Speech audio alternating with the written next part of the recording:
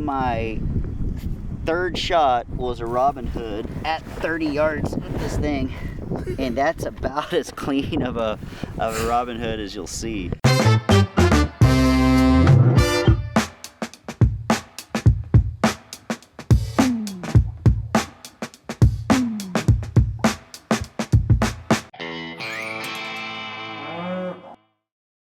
Hey folks, I recently received a new TenPoint crossbow. It's the Viper S400. I'm going to review this for an article in American Hunter. But as most of you probably know, TenPoint is a company that is one of the higher end crossbows, and one of the reasons why I think it's higher end is because they basically come fully ready to shoot. Usually you just have to install the scope and just a couple of things and you're good to go. So I purposely left this one in the box. I've never shot this crossbow. I want to see how easy it is to get out of the box, show you what it comes with, and then I want to measure some things. I want to test it, measure its accuracy, its trigger pull weight, all that, and see if it's what it claims. Generally, TenPoint's pretty good about that. I know Phil and Rick Bednar from Ohio, great guys. They are hunters. They make good products, but let's see if this is worth it. This is the TenPoint Viper S400. Hey, it's crazy times.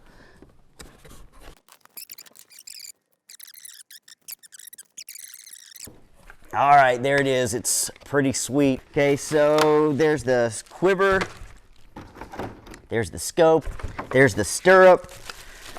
It comes with 3 arrows. I wish crossbows came with more arrows because I almost always lose a couple of them. Some tools and field points. And a sticker, which I already have one down there from a last crossbow test I did. Cleaning cloth from the scope, and that's about it. These scopes are crazy cheap. Consider it a bonus that they come with them, and of course you can use them, but if you use this crossbow or any crossbow seriously or a lot, get a good optic. Life's too short for cheap optics. I do like that TenPoint, the scope, already comes in the rings, so you don't have to adjust the crosshairs for vertical orientation up and down. It was already set in the rings, and that is a bonus of TenPoint. They already did that for you. As a matter of fact, they claim that it's bore-sighted, and in the past it has been. You put the scope on, you can expect to hit the target, and then you make fine tunes, and that saves you a lot of time. So scope's already installed. I didn't install the stirrup. Then the quiver, it is a good quality quiver. I like it, so it'll mount under the bow right here. If you're right-handed, you know, you can put it on that side so you can quickly grab an arrow and it keeps them out of the way. Back in the old days, they were oriented like this, but when you have such a narrow crossbow, putting it like that would negate the width that you're saving on this crossbow. So of course they're mounted parallel to the limbs, just like that. TenPoint's accessories are generally very good, and that's one of the things that you're paying for. I like this, that it has a raised cheek piece or a comb that orients your eye, you know, perfectly with the scope. At long range, that can make a difference for accuracy, but it's just comfortable. I like it. On this TenPoint Viper S400, the new thing is the AccuSlide. It's got a whole new, I can see this sled system. Rather than just attaching a cocking device to the string and pulling it up, which by the way on this crossbow, on this limb orientation, you have to use a cocking device because the string angle is so severe that you really can't cock it with your hands, so it has to. But sort of like the Raven, this uses a sled system. This is the first time that I'm using this, so I'm kind of figuring this out as I'm looking at it here with you. This whole sled needs to come up and engage the string. I'm going to push down on this button while pushing this sled forward. That hopefully should disengage this sled. Okay. All right. So I'm going to push up, push this sled forward. That's pretty stiff. Okay. I heard it engage. And also, I see that the safety moved to safe rather than fire. So that means it's engaged and it hasn't just gone past the anti-dry fire mechanism. I also just found out that The anti-dry fire mechanism has a manual release, so if you do get into what I call purgatory there, it's not quite cocked, but it has already tripped the anti-dry fire device. It looks like this has an easy way to get yourself out of that situation that on some crossbows is very hard. So this looks to me like it's engaged. So now all we'll have to do is crank it. I can see that I've used plenty of other TenPoints. The cocking crank handle is really conveniently kept right there, and I love that. That means it's always there when you hunt. This one is pretty neat in that it extends. The smaller the crankshaft, the harder it is. This gives you more leverage. So I see this has a detent. Yep. Gonna push on that. I'm gonna stick this into the crankshaft. That's almost like a ratchet system. So now it looks like everything is good and clear. I'm gonna crank this. All right, I've noticed two things already. Previously, crossbows had almost like a boat winch type crank where it was so loud every time you're cranking, darn fly, every time you're cranking this thing, it would go click, click, click, click, click, and that's terrible for the woods, horrible. You know, when you're standing in the morning and you haven't cocked your bow yet, it's terrible. So this is wonderful. That's completely silent, but it still has the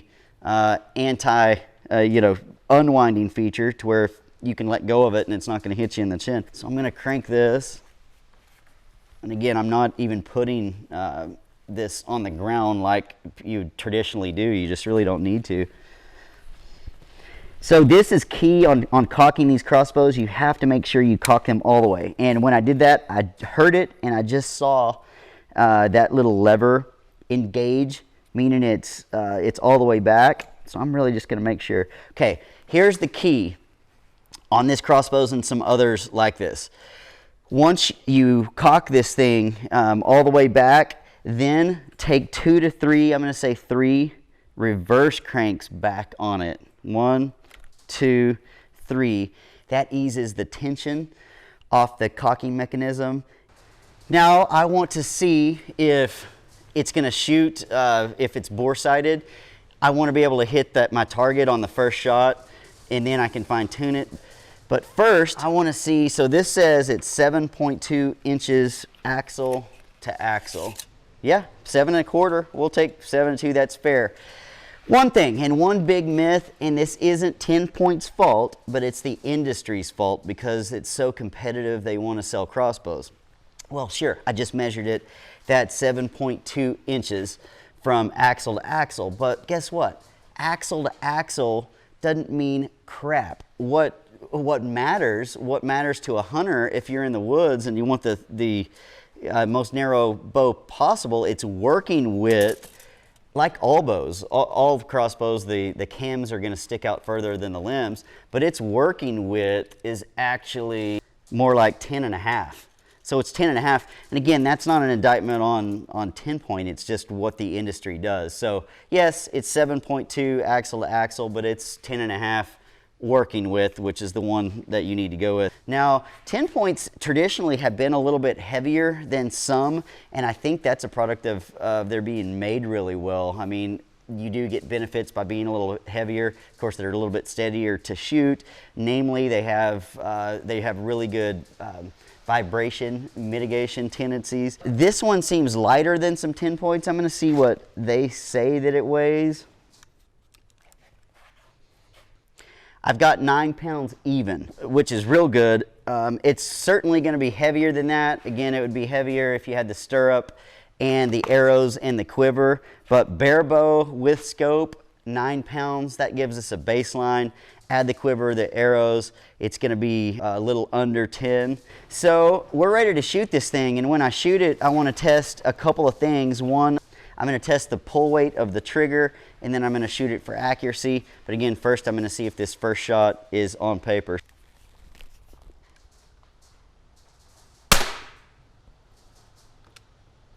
I hit the target, but the thing's got so much power and energy that can't see where my arrow is because I think it went mostly through, and that is a problem with crossbows. But hit the target, that's all I wanted to know, because now I can put it on a bench and really zero that scope, and I'll do that. I'm gonna test two more things, accuracy and the trigger pull weight. Let's see where this thing hit. Okay, right there, so just a tiny bit low, that was offhand, but that's all I wanted to know, that from the factory, somebody, good old GS, he made sure that that scope was bore-sighted. This thing seemed to be pretty quiet, which is pretty rare for a crossbow with 400 feet per second velocity.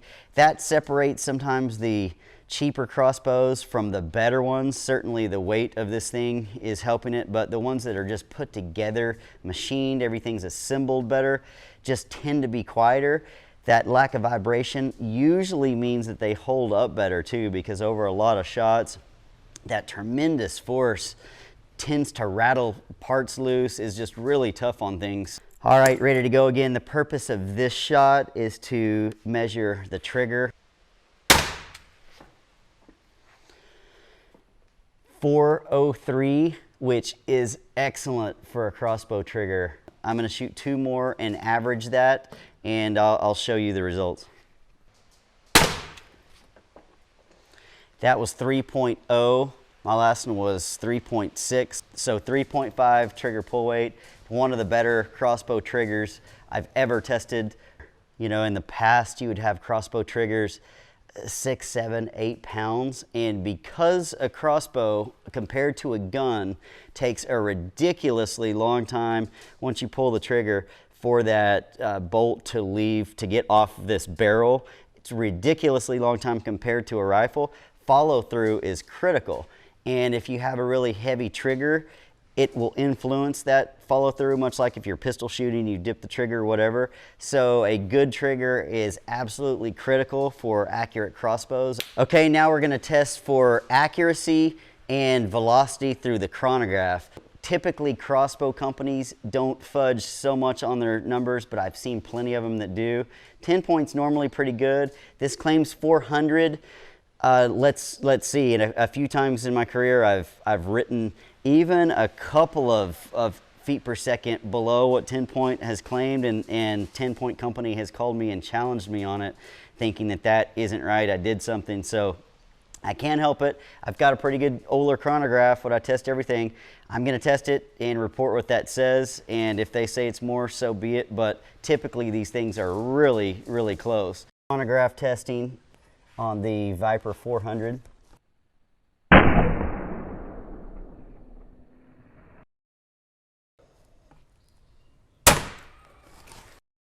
Well, that's consistent. 365, that's right there.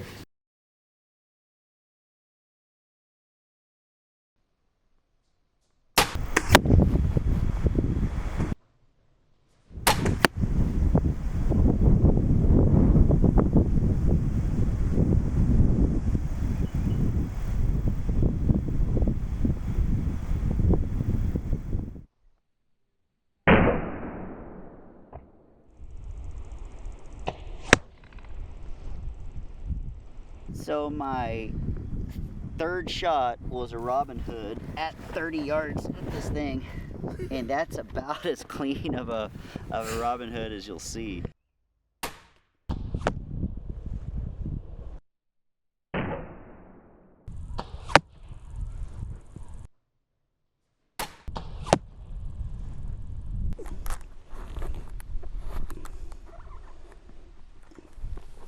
Look at that.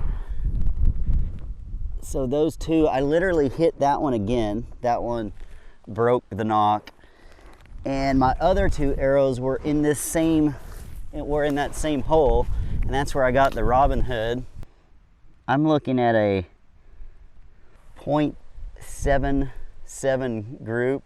So that's a 3/4 inch group on a windy day at 30 yards. Okay, I'm completely done in testing the TenPoint Viper 400S.